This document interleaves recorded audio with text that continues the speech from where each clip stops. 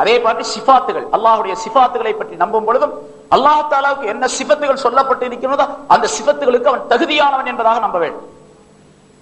ஒரு மனுஷர், அவர் அப்துல் காதர் அப்படிங்கிறவரு ரொம்ப கொடை வள்ளல் தன்மை உடையவர், வள்ளல் தன்மை உடையவர் என்பதாக நாம் சொல்லுகின்றோம் அவரை பற்றி. என்று சொன்னால் அந்த வல்லன்மை அவருக்கு இருக்கின்றது என்பது பரிபூர்ணமாக எப்படி நம்புகின்றோமோ அதே போன்று அல்லாஹ் தஆலாவுக்கு என்னென்ன சிஃபத்துகள் சொல்லப்பட்டிருக்கோ அது பூரா அவனுக்கு இருக்குது அப்படிங்கிறது நம்பும். அதனாலதான் சில சிஃபத்துகள் இருக்கு பாருங்க, அல்லாஹ் தஆலாவுக்கே பிரத்யேகமான சில சிஃபத்துகள் இருக்குது. அந்த சிஃபத்தை அடியார்களுக்கு யாருக்குமே சொல்லக்கூடாது. இப்ப ரஹ்மான் அப்படின்னு இருக்கு, அல்லாஹ் தஆலாவுக்கு பேரு ரஹ்மான் அப்படின்னு பேரு. இந்த ரஹ்மான்ங்கிற பேரை ஒரு ஆளுக்கு அப்துல் ரஹ்மான் வைக்கிறீங்க, அவரை போய் ரஹ்மான் கூப்பிடக்கூடாது. கூப்பிட்டா அது ஒரு பெரிய குற்றமாக ஆகுது. ஏன்னு கேட்டா இவர் ரஹ்மானுடைய அடிமைதானே தவிர இவர் ரஹ்மானாக ஆக முடியாது. அப்துல் ரஹீம்னு வைக்கிறீங்க, அப்துல் போட்டு ரஹீம்னு கூப்பிடலாம். ரஹீமுக்கும் ரஹ்மானுக்கும் ஏராளமான வித்தியாசங்கள் இருக்குது. ரஹ்மான்ங்கிற அந்த சிபத்து இருக்குது பாருங்க, அந்த தன்மை அல்லாஹ்வை தவிர வேற யாருக்குமே வர முடியாது. ரஹீம்ங்கிற சிபத்தை ஸல்லல்லாஹு அலைஹி வஸல்லம் அவர்களுக்கு சொல்லி காட்டுகின்றான் அல்லாஹ் தஆலா. முன்னால உங்களுக்கு சொன்னேன் ரഊஃபுர் ரஹீம் அப்படின்னு ஸல்லல்லாஹு அலைஹி வஸல்லம் அவர்களுக்கு அல்லாஹ் தஆலா குர்ஆன்ல சொல்றான். அதனால அந்த ரஹீம்ங்கிற வார்த்தையை சொல்லலாம், அடியார்களுக்கு யாராவது ஒரு ஆளுக்கு சொல்லலாம். ரஹ்மான்ங்கிறத சொல்லக்கூடாது. ரஹ்மான்னா என்ன அர்த்தம்? ஆனா ரஹ்மானை விட ரஹீம்ங்கிறது ரொம்ப அர்த்தம் அதிகமா இருக்குது. அதே ஒரு உதாரணம் பாருங்க. ரஹ்மான் என்றால் உலகத்திலே இருக்கக்கூடிய எல்லா நபர்களுக்கும் ஒன்று போல் கிருபை செய்யக்கூடியவன் அப்படின்னு அர்த்தம். ஒன்று போல் கிருபை செய்யக்கூடிய, அது காபிரா இருந்தாலும் சரி, முஷ்ரிக்கா இருந்தாலும் சரி, மூமினா இருந்தாலும் சரி, எல்லாருக்கும் கிருபை செய்யக்கூடியவனுக்கு பேர் ரஹ்மான் அப்படின்னு பேர். அவன் காலமெல்லாம் அல்லாஹ் தஆலா வணங்காதவனாக இருந்தாலும், காலமெல்லாம் அல்லாஹ் திட்டிக்கிட்டே இருந்தாலும் சரி, அவனுக்கும் அல்லாஹ் தஆலா கொடுத்துக்கிட்டே இருப்பான். அவனுக்கு பேர் தான் ரஹ்மான். அல்லாஹ் தஆலா தன்னுடைய ரஹ்மத் என்ற அந்த கிருபையை படைத்து அதை 100 பங்குகளாக ஆக்கினான். ஸல்லல்லாஹு அலைஹி வஸல்லம் சொல்றாங்க, ரஹ்மத்தை 100 பங்குகளாக ஆக்கினான். அதிலிருந்து ஒரே ஒரு பகுதியை மட்டும்தான், ஒரு பங்கை மட்டும்தான் இந்த உலகத்திற்கு அருளினான். அந்த ஒரு பங்கில் உள்ளதுதான் ரஹ்மான் என்ற சிஃபத். ஆக ரஹமத்து என்ற மொத்த தொகுப்பில் இருந்து ஒரே ஒரு பங்கை கொண்டது ரஹ்மான் என்ற சிஃபத். அந்த ஒரு பங்கில் இருந்து தான் ஸல்லல்லாஹு அலைஹி வஸல்லம் சொல்றாங்க, ஒரு குதிரை தன்னுடைய குட்டியை காப்பாற்றுவதும், ஒரு பறவை தன்னுடைய குஞ்சை காப்பாற்றுவதும், ஒரு மனிதன் தன்னுடைய மக்களை காப்பாற்றுவதும், ஒரு தாய் தன்னுடைய மக்களின் மீது இரக்கம் கொள்ளுவதும், இந்த இரக்கம் எல்லாம் அது ஒரு ரஹமத்தில் இருந்து வந்தவைதான், ஒரு ரஹமத்தில் இருந்து வந்தவைதான். ஆக அல்லாஹ் தஆலாவுடைய ரஹமத்தை 100 பங்குகளாக்கி ஒரு பங்கை ரஹ்மான் என்ற அந்த சிபத்திற்குள் வைத்து அந்த ரஹ்மான் என்ற தன்மையின் மூலமாக இந்த உலகத்தில் உள்ள எல்லா பொருள்களுக்கும், மனிதர்கள் மட்டுமல்ல, மனிதர்கள் அல்லாத எத்தனை ஜீவராசிகள் இருக்கின்றனவோ அத்தனை ஜீவராசிகளுக்கும் அல்லாஹ் தஆலா அந்த தன்னுடைய கிருபையை அந்த ரஹ்மான் என்ற சிபத்தின் மூலமாக தந்துகிட்டு இருக்கான். இந்த தன்மை வேற யாருக்காவது வர முடியுமா? யாருக்கும் வர முடியாது. மனிதர்கள்ல யாருக்கும் வர முடியாது. ரசூலுல்லாஹி ஸல்லல்லாஹு அலைஹி வஸல்லம் அவர்களுக்கு கூட வர முடியாது. அதனாலதான் ரஹ்மான்ங்கிற சிபத்தை யாருக்குமே சொல்லக்கூடாது. மீதி உள்ள 99 திருநாமங்கள் இருக்கு, 99 ரஹமத் இருக்குது. அந்த 99 ரஹமத்துடைய தன்மையை உள்ளடக்கியது ரஹீம் என்பது. அந்த ரஹீம் என்ற சிபத்தின் மூலமாகத்தான் கியாமத் நாள்ல மூமினான அடியார்களுக்கு மட்டும் கிருபை செய்யக்கூடியவன் அப்படிங்கிற பொருளை தாங்கி நிற்கிறது. ரஹ்மான் சொன்னா உலகத்திலே நல்லோர் பொல்லோர் அனைவருக்கும் ஒன்று போல் கிருபை செய்யக்கூடியவன். ரஹீம் என்று சொன்னால் ஆகிரத்திலே பிரத்யேகமான தன்னுடைய மூமினான அடியார்களுக்கு மட்டும் கிருபை செய்யக்கூடியவன் அப்படின்னு அர்த்தம் ரஹீம்ங்கிறது.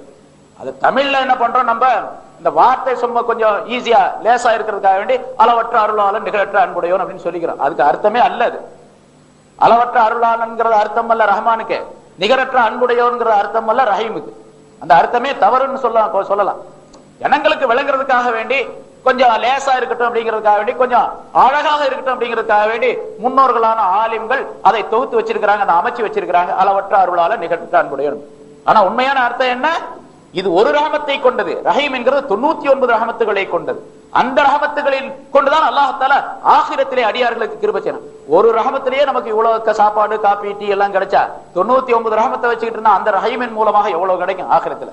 அதனாலதான் சொர்க்கத்துடைய இன்பத்தை பற்றி ஏராளமாக எந்த கண்ணும் பார்த்து இருக்காது இந்த உலகத்திலே. அது சிங்கப்பூரா இருந்தாலும் சரி, பாரிஸா இருந்தாலும் சரி, எங்கேயுமே அப்படிப்பட்ட ஞாபகத்துகளை பார்த்திருக்க முடியாது. எந்த காதுகளாலும் கேள்விப்பட்டிருக்க கூட முடியாது, எந்த இதயத்தாலும் சிந்தித்து கூட பார்த்திருக்க முடியாது. அப்படிப்பட்ட ஞாபகத்துகளை அல்லாஹ் தஆலா சொர்க்கத்துல வச்சிருக்கிறேன் அப்படிங்கிறான். குர்ஆன்ல சொல்லி காட்டுகின்றான் அல்லாஹ் தஆலா. ஆகவே அப்படிப்பட்ட தன்மை உள்ளவன் ரஹீம் என்பதாக இருக்கின்றான். இப்ப அல்லாஹ் தஆலாவுடைய அந்த சிபத்துகள் எந்த கருத்தை தெரிவிக்கின்றனவோ அதை அல்லாஹ் தஆலாவுடன் சம்பந்தப்படுத்தி அல்லாஹ் தஆலா இப்படிப்பட்டவன் என்பதாக விளங்க வேண்டும். சத்தாருல் உயூப், சத்தார் என்று அல்லாஹ் தஆலா தன்னை பற்றி சொல்லுகின்றான். பாவங்களை குறைகளை மன்னிக்கிறவன், மறைக்கிறவன் என்று சொல்றான். மறைக்கிறவன் என்று சொல்லுகின்றான். அந்த மறைக்கக்கூடிய தன்மையை போன்று வேறு யாருக்குமே வராது. எவ்வளவு அநியாயம் நடக்குது உலகத்துல, எவ்வளவோ பாவங்களை செய்யறோம். நான் எவ்வளவோ பாவங்களை செஞ்சிருக்கிறேன். அந்த பாவங்களையும் அல்லாஹ் தஆலா வெளியாக்கி இருந்தா என்ன ஆகும்? எவ்வளவோ பாவங்களை செய்யற அந்த பாவங்கள்லாம் வெளியாக்கப்பட்டிருந்தா அவங்க முன்னால உட்கார்ந்து பேச முடியுமா? ஒவ்வொருத்தரும் அப்படி சிந்திச்சு பாருங்க. என்னுடைய பாவங்கள் வெளியாக்கப்பட்டிருந்தால், அல்லாஹ் தஆலா வெளியாக்கி வச்சிருந்தான் அப்படின்னு சொன்னா மக்களுக்கு மத்தியில் நடமாட முடியுமா? அல்லாஹ் தஆலா சத்தாரா இருக்கிறான், மறைக்கிறான், பாவங்களை மறைக்கிறான். அதனாலதான் அல்லாஹ் தஆலாவுடைய சிஃபாத்துகளை எப்பொழுது நாம் அல்லாஹ் தஆலாவுடைய தன்மைகளை விளங்குகின்றோமோ அந்த தன்மைகளே ஒரு பகுதி நம்மள்ட்ட இருக்கணும்ங்கிறது ஸல்லல்லாஹு அலைஹி வஸல்லம் சொல்றாங்க. தஹல்லகு பி அக்லாகில்லாஹ், அல்லாஹ்வுடைய குணங்களை கொண்டு நீங்கள் குணம் கொள்ளுங்கள் அப்படின்னு சொல்றாங்க. அல்லாஹ்வுடைய குணங்களை கொண்டு நீங்கள் குணம் கொள்ளுங்கள். அல்லாஹ்வுடைய குணம் உங்கள்ட்ட இருக்கணும்ங்கறாங்க. அல்லாஹ்வுடைய குணம் நம்மள்ட்ட எப்படி இருக்க முடியும்? அவன் என்ன குணத்தை சொல்றானோ அதுல ஒரு பகுதியை எடுத்துக்கணும்னு அர்த்தம். இப்ப உதாரணமா சத்தார்னு சொல்றான், குற்றங்களை மன்னிக்கிறவன், குறைகளை மன்னிக்கிறவன் அல்லாஹ் தஆலா. நமக்கு அந்த தன்மை இருக்கணும். பிறருடைய குறையை மறைக்கணும். நம்ம பிறருடைய குறையை மறைக்கணும். யாராவது குற்றம் குறைகள் செஞ்சா அந்த குறையை பகிரங்கப்படுத்தி கொண்டு இருக்க கூடாது. அடுத்தது அவர் பாருங்க இந்த மாதிரி பொய் சொல்லிட்டாரு, திருடிட்டாரு, அவர் பாருங்க இந்த மாதிரி பாவம் செஞ்சிட்டாரு, அவர் இங்க போனாரு அங்க போனாரு என்று ஏதாவது குறைகள் இருந்துச்சா அந்த குறைகளை பகிரங்கப்படுத்தி கொண்டு இருக்க கூடாது. பகிரங்கப்படுத்துறதுடைய நோக்கம் என்னன்னு கேட்டா அவரை கேவலப்படுத்துறது. கேவலப்படுத்தக்கூடிய கருத்துல பகிரங்கப்படுத்தக்கூடாது. கேவலப்படுத்தக்கூடிய கருத்துல பகிரங்கப்படுத்தக்கூடாது. அது மிகப்பெரிய குற்றம். இர்துல் முஃமினி, அதாவது ஒரு மனிதனுடைய மான மரியாதையை கெடுப்பது, சீர்குலைப்பது இருக்கின்றதே, அது ஜினாவை விட கொடிய குற்றம் என்று ஸல்லல்லாஹு அலைஹி வஸல்லம் அவர்கள் சொல்லுகின்றார்கள். இன்னொரு ஹதீஸ்ல 33 தடவை ஜினா செய்வதை விட கொடிய குற்றம் அது அப்படிங்கிறாங்க.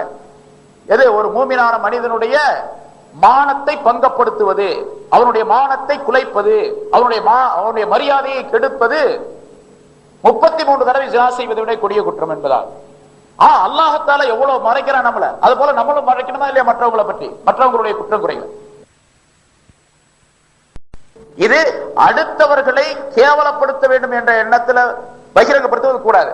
ஆனா இன்னொரு வகையில பகிரங்கப்படுத்தலாம். அது எப்படின்னு கேட்டா, ஒரு பையன் அதாவது ஒரு ஆளு குற்றம் செய்யறாரு, ஏதாவது தவறு செய்யறாரு, அவருக்கு பெற்றோர் இருக்கிறாங்க, தாய் தகப்பன் இருக்கிறாங்க.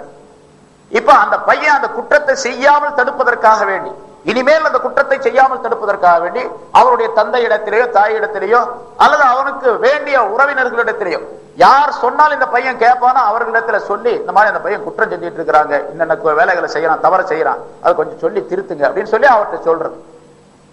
அவரை இஸ்லாஹ் செய்வதற்காக வேண்டி, சீர்திருத்தம் செய்வதற்காக வேண்டி சொல்வதற்கு அது வாஜிபு அப்படி சொல்றது. அப்போ குற்றங்களை மறைக்கிறது ஒரு வகையில வாஜிபு. எப்ப அவரை கேவலப்படுத்த வேண்டும் என்ற நோக்கம் இருந்தால் அந்த நேரத்தில் குற்றங்களை மறைக்கிறது வாஜிபு.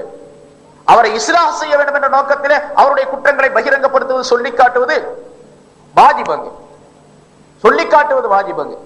ஏன்னு கேட்டா அது அம்ரும் பில் மஅரூஃப் நஹ்யுன் அனில் முன்கர் என்ற வகையில சேரும். நல்லதை சொல்றது கெட்டதை தடுக்கிறது அப்படிங்கிற வகையில சேர்ந்து. அப்ப அங்க வாஜிபுன்னு இதெல்லாம் உணரணும் அந்த இடத்துல.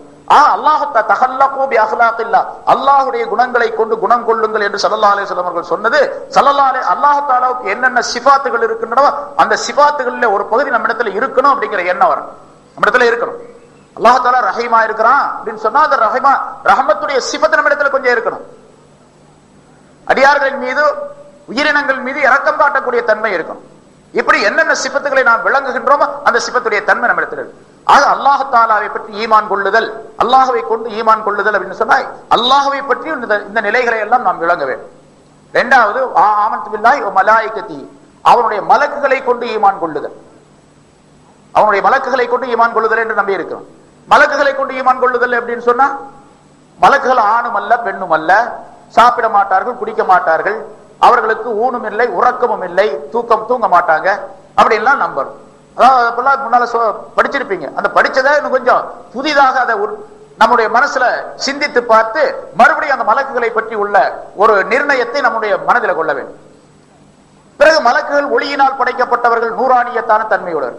அல்லாஹ் தஆலா இந்த மனிதன், மலக்குகள், ஜின்கள் என்ற 3 விதமான படைப்புகளை 3 விதமான தன்மையில் படைத்திருக்கின்றான்.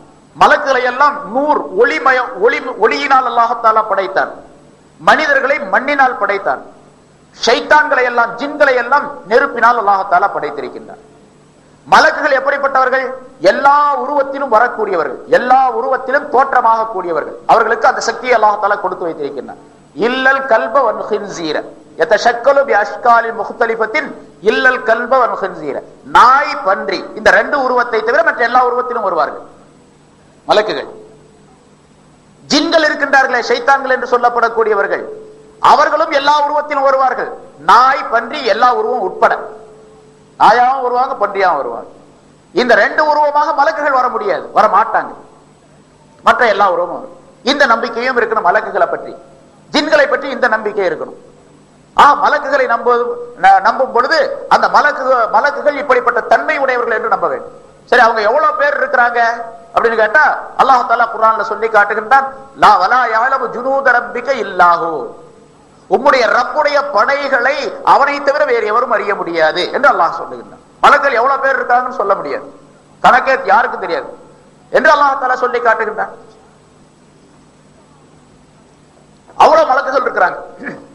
ஒவ்வொரு மனிதனுக்கும் பல மலக்குகள் நியமிக்கப்பட்டிருக்காங்க பாதுகாப்பாளர்களாக. ஒவ்வொரு மனிதனுக்கும் பல மலக்குகள். ஹதீஸிலே குறிப்பிடப்படுகின்றது, கண்களுடைய பார்வை பறிக்கப்படாமல் இருப்பதற்காக வேண்டி சில மலக்குகள் நியமிக்கப்பட்டிருக்கின்றார்கள். காதுகளுடைய ஒலி அது தாக்கப்படாமல் இருப்பதற்காக வேண்டி சில மலக்குகள் காதுகளுக்கு நியமனம் செய்யப்பட்டிருக்கார். மனிதனுடைய உடல் முழுவதற்கும் 160 மலக்குகள் நியமனம் செய்யப்பட்டிருக்கின்றார்கள் என்றார் குறிப்பிடப்பட்டிருக்கின்றது. தோல்ல இருந்து எழுதக்கூடிய கிராமன் காத்திபின் என்பவர்கள் வேற. அவங்க அல்லாம மனிதனுடைய உடல் உறுப்புகளின் பாதுகாப்புக்காக வேண்டி 160 மலக்குகள் நியமிக்கப்பட்டிருக்கின்றார்கள். கண்களுக்கு மட்டும் 7 மலக்குகள் நியமிக்கப்பட்டிருக்கின்றார்கள். அந்த 7 மலக்குகளும் ஷைத்தான் மனிதனுடைய கண்களின் பார்வையை இராய்ஞ்சி கொண்டு சென்று விடாமல், உங்களில் ஒருவர் ஒரு தட்டிலே தேனை வைத்துக் கொண்டு அந்த தேனிலே ஈ விழுந்து விடாமல் தன்னுடைய கைகளால் ஓட்டிக் கொண்டிருக்கின்றாரே, அதே போன்று கண்களுடைய பார்வையை ஷைத்தான் பிடுங்கிக் கொண்டு சென்று விடாமல் ஷைத்தான்களை விரட்டி கொண்டிருக்கின்றார்கள் என்பதா ஸல்லல்லாஹு அலைஹி வஸல்லம் சொல்றாங்க. கண்ணு பாக்குது, நம்ம பாக்குறோம் அப்படின்னு சொன்னா நமக்கு எங்க எல்லா ஹராமையும் பாத்துறோம், எல்லா விஷயத்தையும் பாத்துறோம். எவ்வளவு அற்புதமா அல்லாஹ் நம்முடைய கண்களை பாதுகாத்துக்கிட்டு இருக்கிறான் பாருங்க. ஸல்லல்லாஹு அலைஹி வஸல்லம் 7 மலக்குகள் தனிமையாக நியமனம் செய்து ஷைத்தான் இந்த கண்களுடைய பார்வையை பிடுங்கி செல்லாமல் இருப்பதற்காக வேண்டி அவங்க ஷைத்தான் அப்படி ஓட்டிக்கிட்டே இருக்கிறாங்களா, எப்படி நீங்க ஈய ஓட்டுறீங்களோ அது போல என்று ஸல்லல்லாஹு அலைஹி வஸல்லம் சொல்றாங்க. எவ்வளவு அற்புதமான கருணை உள்ளவனாக அல்லாஹ் தஆலா இருக்கிறான். ஆக மலக்குகளை பற்றி நம்பிக்கை கொள்ளும் பொழுது இப்படி எல்லாம் மலக்குகள் நியமிக்கப்பட்டிருக்கின்றார்கள் என்ற நம்பிக்கை வரணும். சரி, அந்த மலக்குகள்ல சில பேர் ரொம்ப உயர்வானவர்கள், ஒவ்வொரு தரஜாவுடையவர்கள், பல தரஜாவுடையவர்கள் இருந்து கொண்டிருக்கின்றார்கள். நரகத்திற்கு பாதுகாப்பாக ஹாசின் என்ற ஒரு மலக்கை நியமனம் செய்திருக்கின்றார் அல்லாஹ் தஆலா. அவர் நரகத்தினுடைய தலைவர். அவர் நரகவாசிகளுக்கு சாட்டப்பட்ட மலக்குகளிலே தலைவர். நரகத்திற்காக வேண்டி அலைஹா 19 நரகத்திற்கு 19 மலக்குகளை நாம் சாட்டி இருக்கின்றோம் என்று அல்லாஹ் தஆலா சொல்லுகின்றார். 19 பேர் தான். நரகம் எவ்வளவு பெருசுன்னு கேட்டா, நரகத்தை பத்தி சொன்னா அதனுடைய எல்லையை நம்ம தெரிஞ்சு கொள்ளவே முடியாது. நம்முடைய அறிவே தடுமாறி போயிடும். அவ்வளவு பெருசு நரகம். நரகங்கிறது ரொம்ப பெருசு. எவ்வளவு பெருசு? உதாரணமா உலகத்திலே தோன்றக்கூடிய எல்லா மனிதர்களையும், கியாமத் நாள் வரைக்கும் வரக்கூடிய அத்தனை மனுஷர்களையும் கியாமத் நாள் அல்லாஹ் தஆலா மஹ்ஷருடைய மைதானத்துல 72 சஃப்புகளா நிறுத்துவானா. 72 சஃப்புகள், 72 வரிசைகளா நிறுத்துவான். ஒரே ஒரு வரிசை மட்டும்தான் சொர்க்கத்துக்கு போவாங்க. மீதி 71 சஃப்புகளும் எல்லாம் நரகத்துக்கு போயிடுவாங்க. 71 சஃப்பு நரகத்துக்கு போயிடுவாங்க. ஒரே ஒரு சஃப்பு தான் சொர்க்கத்துக்கு போகும்.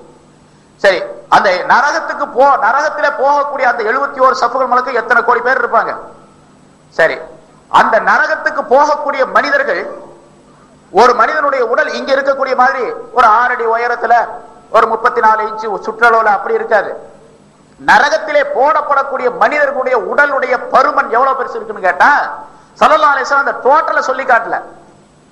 அந்த நரகத்தில் போடப்படக்கூடிய மனிதனுடைய உடலுடைய சுற்றளவு எவ்வளவு இருக்கும் அப்படின்னு மொத்தத்தை சொல்லி காட்ட முடியல ஸல்லல்லாஹு அலைஹி வஸல்லம். அதனால ஒவ்வொரு பார்ட்டா சொல்றாங்க. பாருங்க, நரகத்தில் போடப்படக்கூடிய ஒரு நரகவாசியினுடைய ஒரு பல் உஹது மலை பெருசு இருக்கும். ஒரு பல்லு உஹது மலை பெருசு இருக்கும்.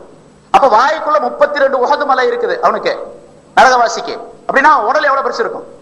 சரி, இன்னொரு உதாரணம் சொல்றாங்க. இன்னொரு ஹதீஸ்ல சொல்றாங்க, நரகவாசியினுடைய இந்த புஜம் இருக்குது பாருங்க, தோல் புஜம், அதாவது இந்த ஷோல்டர், இந்த ஷோல்டர்ல இந்த கழுத்துல இருந்து இந்த ஷோல்டர் வரைக்கும் கையை வச்சா, இந்த தோல் புஜம் வரைக்கும் கையை வச்சா ஒரு 4 இன்ச்சு 5 இன்ச்சு இருக்கும்.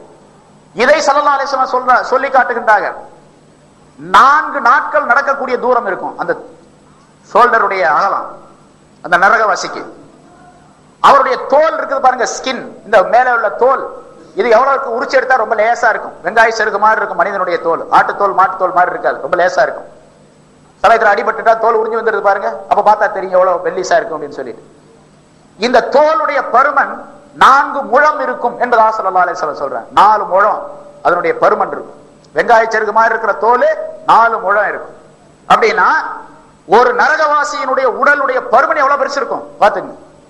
அவ்வளவு பேரு நரகத்துல கொண்டு போய் போட்டாலும் கூட பத்தாது.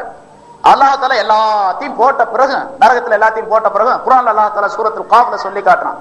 இன்னைக்கு சுபூலையும் கூட அது ஓதுனேனா இங்க அல்லாஹ் தஆலா ஹலிம் தலஅதி யௌம நகூலு லி ஜஹன்னம ஹலிம் தலஅதி, நரகத்திடத்தில் நாம் கேட்கும் நாளில் எப்படி கேட்போம்? ஹலிம் தலஅதி, நீர் நிரம்பி விட்டாயா, உனக்கு வயிறு நிரம்பிச்சா அப்படின்னு அல்லாஹ் கேட்பான். ஹலிம் தலஅதி, நீ நிரம்பி விட்டாயா அப்படின்னு கேட்பான். அப்ப அது சொல்லுது ஹல் மின் மஸீத், இன்னும் இருக்குதா அப்படின்னு கேட்குமா. இன்னும் இருக்குதா, ஹல் மின் மஸீத், இன்னும் அதிகமா இருக்கா அப்படின்னு கேட்கும். அப்ப அல்லாஹ் தஆலா தன்னுடைய குத்ரத் என்ற பாதத்தை வைப்பான். அல்லாஹ் தஆலா தன்னுடைய பாதத்தை வைப்பான். பாதத்தை வச்ச உடனே கத்து கத்து, போதும் போதும், நிறுத்து நிறுத்து, எனக்கு வயிறு ரொம்பிச்சுன்னு கத்துமாது. ஸல்லல்லாஹு அலைஹி வஸல்லம் சொல்லி காட்டுறேன். அவ்வளவு பெரிய நரகத்திற்கு 19 மலக்கு தான் காவலாளர்கள். அவங்களுக்கெல்லாம் தலைவர் ஹாசின் அப்படிங்கிறவர். அதே மாதிரி சொர்க்கத்திற்கு தலைவராக இருக்கக்கூடியவர் ரிதுவான் அப்படின்னு அவருக்கு பேரு. ரிதுவான் அப்படின்னு சொல்றது. பிறகு இந்த மலக்குகளுக்கெல்லாம் தலைவர் ஜிப்ரீல் அலைஹிஸ்ஸலாம், அது எல்லாத்துக்கும் தெரியும். மழை பெய்ய வைப்பதற்காக வேண்டி அதிகாரியாக நியமிக்கப்பட்டிருக்கக்கூடியவர்கள் இஸ்ராஃபில் அலைஹிஸ்ஸலாம், மீகாயில் அலைஹிஸ்ஸலாம். சூர் ஊதுவதற்காக வேண்டி கியாமத் நாள் வருவது, பிறகு உயிர் கொடுத்து எழுப்பப்படுவது, அப்புறம் அதுக்கு பின்னால மக்கள் எல்லாம் வந்து வெளியாவது, இதற்காக வேண்டி நியமிக்கப்பட்டிருக்கக்கூடியவர் இஸ்ராஃபில் அலைஹிஸ்ஸலாம். மனிதர்களுடைய உயிரை வாங்குவதற்காக வேண்டி நியமிக்கப்பட்டிருக்கக்கூடியவர்கள் இஸ்ராயில் அலைஹிஸ்ஸலாம். இவர்கள் எல்லாம் சில பொறுப்புகள். அதே மாதிரி ஒவ்வொரு பொறுப்புக்கும் ஒவ்வொரு மலக்குகளை அல்லாஹ் தஆலா நியமனம் செய்திருக்கின்றான். பல்வேறு பொறுப்புகளை கொடுத்து அவர்களுக்கு.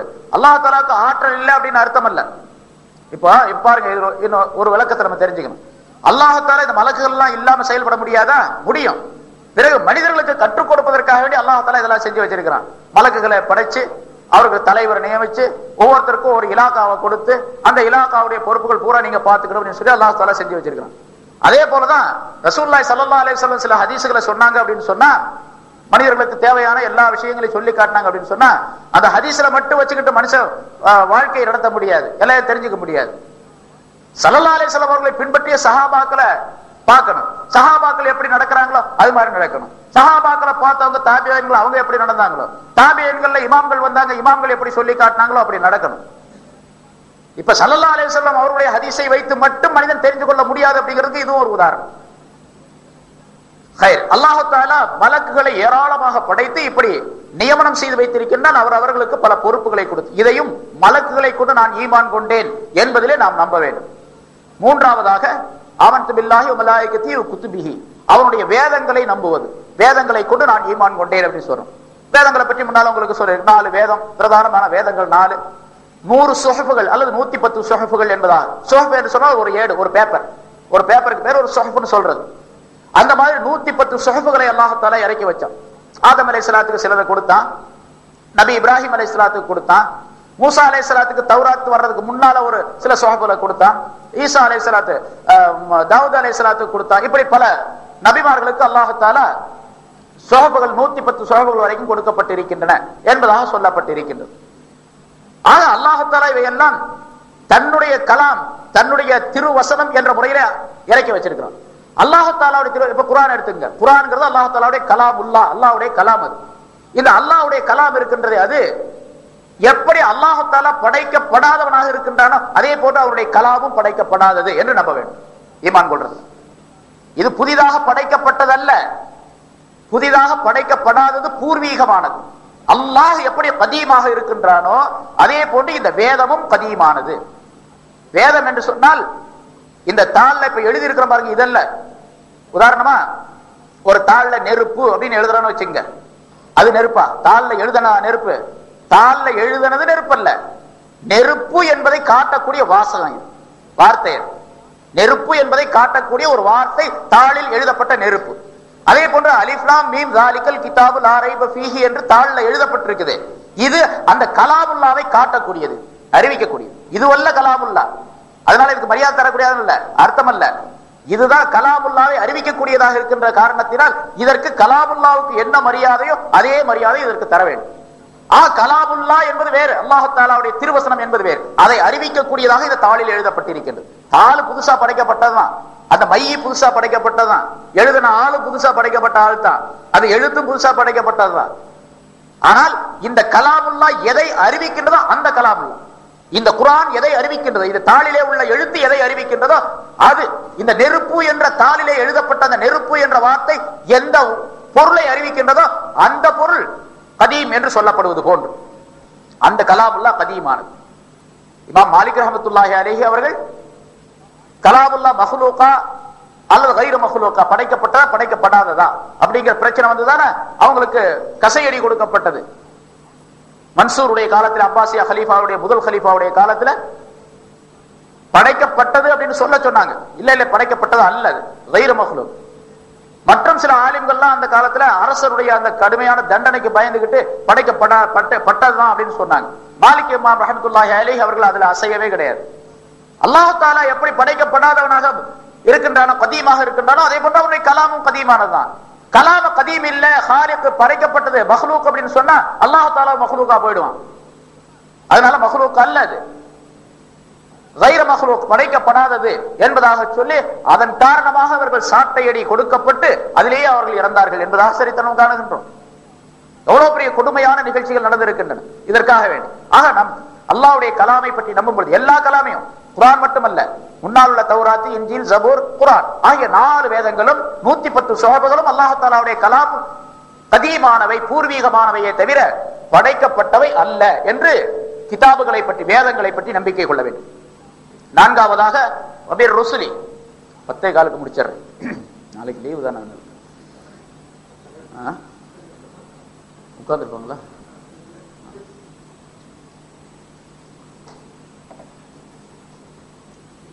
ரசூல்மார்களை கொண்டு நம்பிக்கை கொள்வது, இது பற்றியும் உள்ள விளக்கங்களும் உங்களுக்கு சொல்லப்பட்டிருக்கு.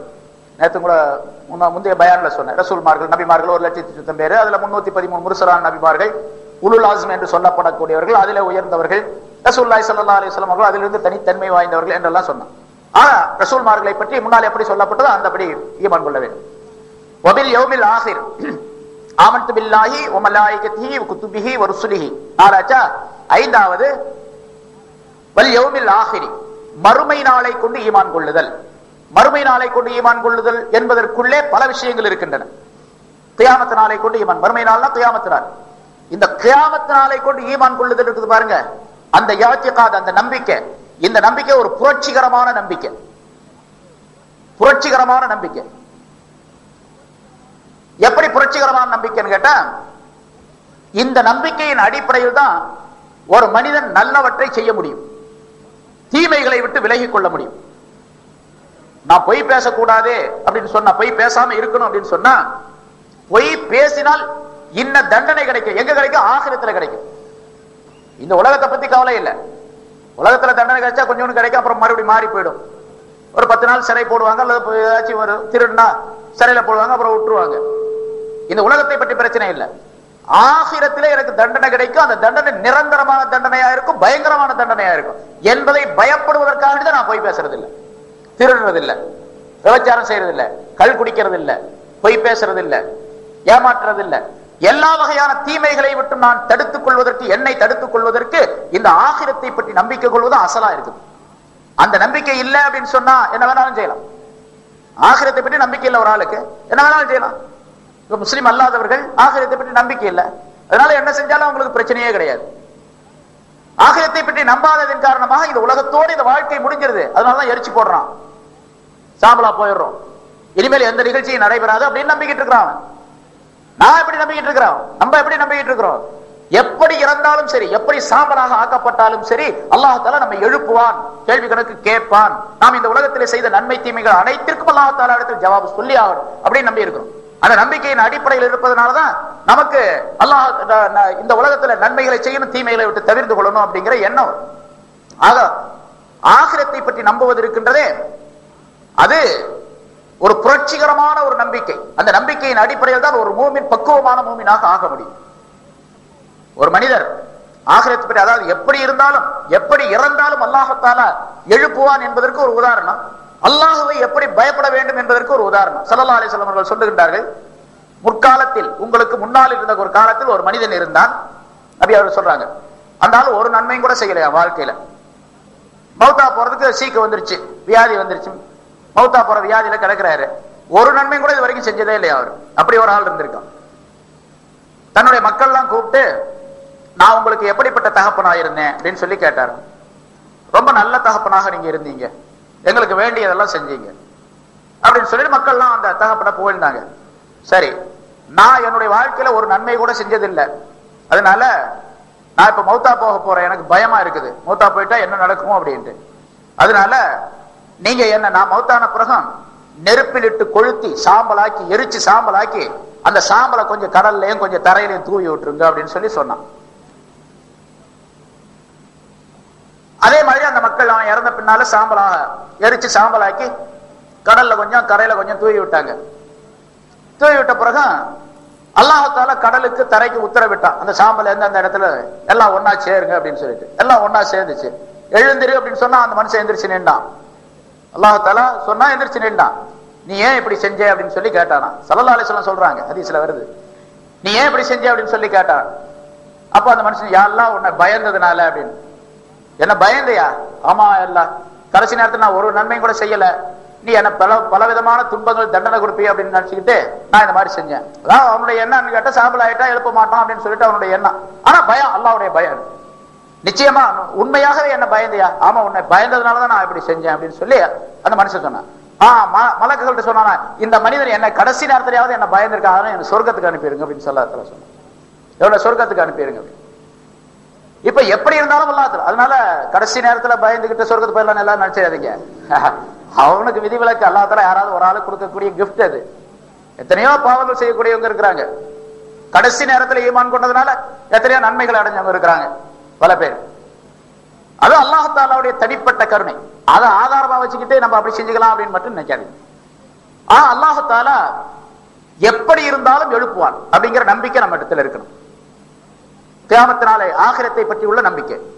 சரி, கியாமத்தினால் ஏற்படுது அப்படின்னு சொன்னா அந்த கியாமத்தினாலுக்கு முந்தியதாக இருக்கக்கூடிய விஷயங்கள், கபருடைய வாழ்க்கை, கபருடைய வாழ்க்கை முடிந்த பின்னால் உயிர் கொடுத்து எழுப்புதல், மீசான் என்ற தராசில் நன்மை தீமைகளை நிறுத்தல், சிராத்து முஸ்தகீம் என்ற பாலத்திலே நடந்து செல்லுதல், அதற்கு முன்னதாக கேள்வி கணக்கு கேட்குதல், பிறகு சொர்க்கத்திற்கு செல்லுதல், நரகத்திற்கு செல்லுதல், இதையெல்லாம் அந்த ஆகிர வல் யௌமில் ஆகிருக்குள்ள வரும்.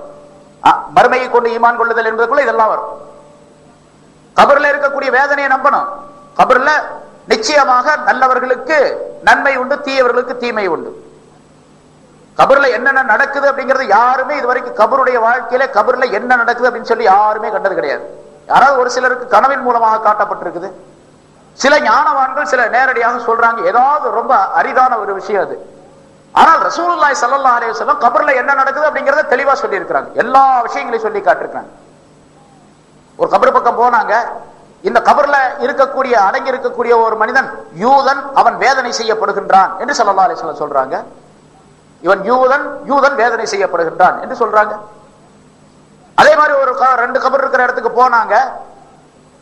உடனே நீங்கள் எல்லாம் அல்லாஹ் தஆலா இடத்தில் பாதுகாப்பு தேடுங்கள், கபருடைய வேதனையை விட்டும் அப்படின்னு சொன்னாங்க. இந்த 2 கபர்ல உள்ளவங்களும் வேதனை செய்யப்பட்டுக் கொண்டிருக்கின்றார்கள். 2 பேரும் பெரும்பாவங்களின் காரணமாக வேதனை செய்யப்படவில்லை.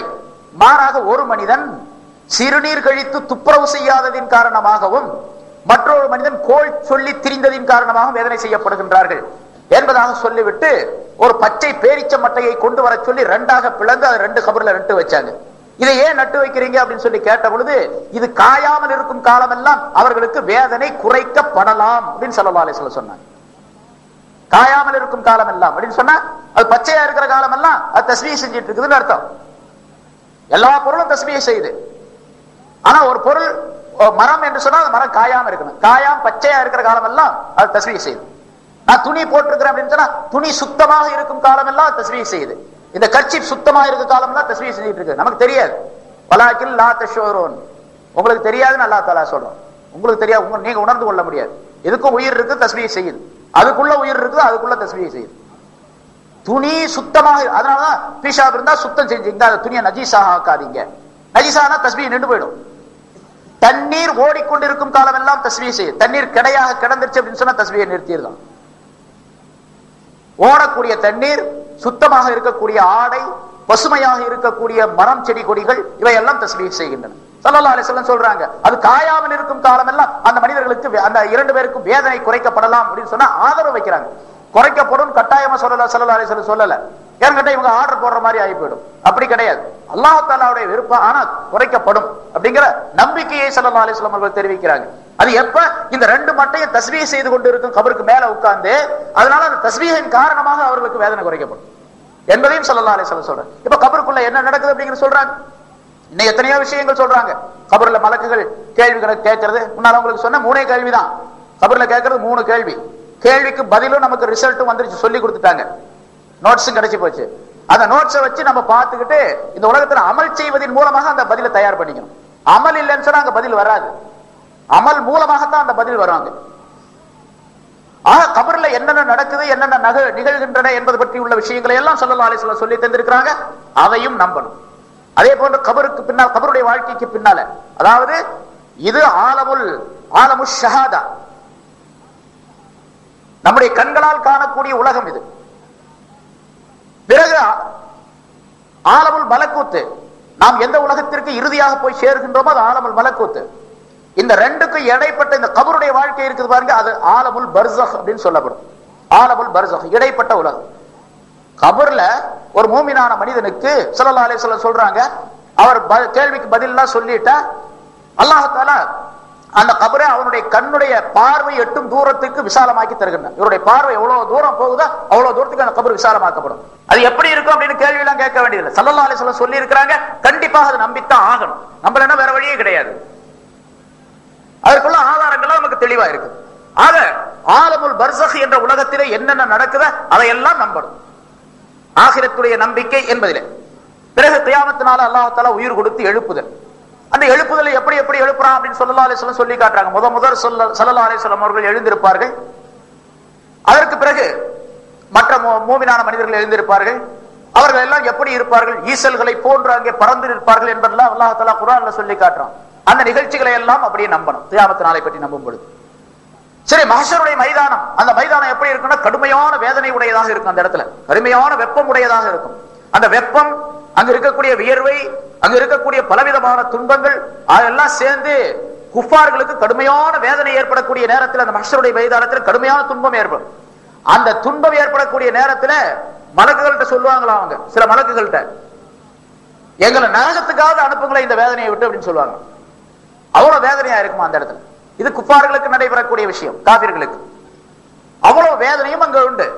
சூரியன் தலைக்கு மேலே ஒரு பனை உயரத்தில், ஒரு ஈட்டியினுடைய உயரத்தில் கொண்டு வந்து வைக்கப்படும் என்று ஸல்லல்லாஹு அலைஹி வஸல்லம் சொல்றாங்க. அதையும் நம்பணும்.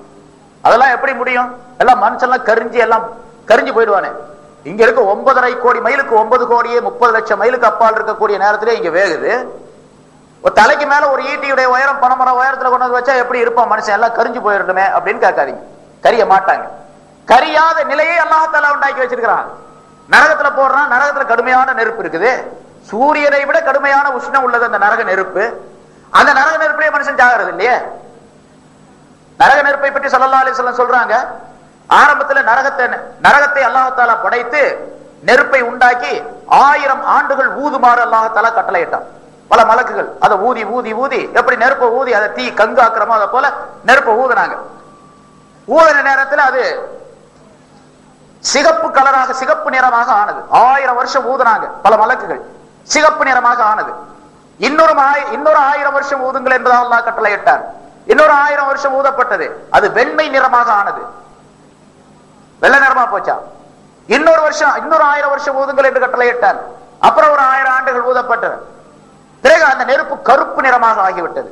இப்பொழுது நரகமாகிறது இருள் சூழ்ந்த கருப்பு நிறம் உள்ளதாக இருக்கின்றது என்று ஸல்லல்லாஹு அலைஹி வஸல்லம் சொல்றார். அவ்வளவு கடுமையான அந்த நரக நெருப்பிலேயே மனுஷன் வெந்து சாக மாட்டான், கரிஞ்சு போக மாட்டான். அதற்குரிய தன்மையை அல்லாஹ் தஆலா அங்கே ஏற்படுத்தணும். அதே போன்று கியாமத்துல் மஹ்ஷருடைய மைதானத்திலே மனிதர்கள் இறந்து விட மாட்டார்கள், ஆனால் கடுமையான வேதனை அனுபவிப்பார்கள். அவர்களுடைய தராதரத்திற்கு தக்கவாறு. அதுவும் கூட பாருங்க, அந்த சூரியனுடைய வெப்பத்தின் காரணமாக மனிதர்களுடைய வியர்வை கடலாக பொங்கி நிற்கும். அங்கே கடல் மாதிரி இருக்கும், அவ்வளவு வியர்வை இருக்கும். மனிதர்களுடைய அமல்களுக்கு தக்கவாறு அந்த வியர்வை அவர்களிடத்தில் இருக்கும் என்று ஸல்லல்லாஹு அலைஹி வஸல்லம் சொல்றாங்க. எப்படி? ஒருத்தருக்கு கரண்டை கால் வரைக்கும் இருக்கு அந்த வியர்வை, இன்னொருத்தருக்கு முழங்கால் வரைக்கும் இருக்கும், இன்னொருத்தருக்கு இடுப்பு வரைக்கும் இருக்கும், இன்னொருத்தருக்கு நெஞ்சு வரைக்கும் இருக்கும், இன்னொருத்தருக்கு கழுத்து வரைக்கும் இருக்கும், இன்னொருத்தர் அந்த வேர்வையிலேயே மூழ்கிடுவார் என்று ஸல்லல்லாஹு அலைஹி வஸல்லம் சொல்றாங்க. இது எப்படி சாத்தியமாகும்? நம்முடைய இந்த உலகத்திலே இந்த அறிவுக்கு நமக்கு பிடிக்கல, அது சரியா வரல. நமக்கு அறிவுக்கு பிடிக்கல அப்படிங்கிறதுனால ஆகிரத்து விஷயத்துல மறுக்கவே கூடாது.